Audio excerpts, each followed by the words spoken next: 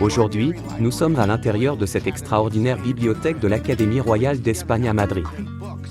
Elle rassemble non seulement de grands livres, mais aussi l'intersection entre la culture, la langue et l'histoire. Elle a été fondée en 1713 en raison de la nécessité de s'assurer que l'espagnol en tant que langue évoluerait de manière unifiée sur 2 hémisphères. À l'origine, tout le monde en Europe du Sud parlait le latin, mais au fil du temps, il s'est fragmenté en portugais, espagnol, français et italien.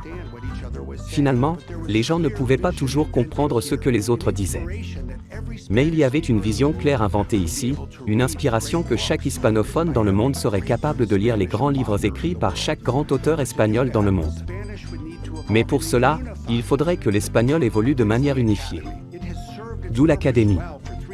Elle a bien rempli son rôle pendant 300 ans, mais il y a maintenant un nouveau défi. La technologie.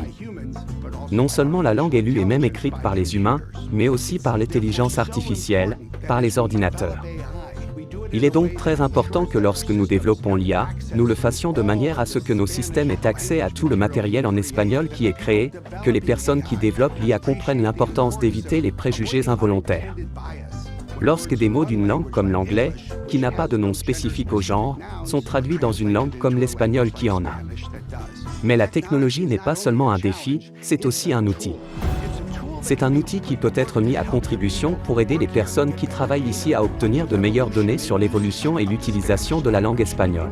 En bref, il offre une leçon, il offre de l'espoir.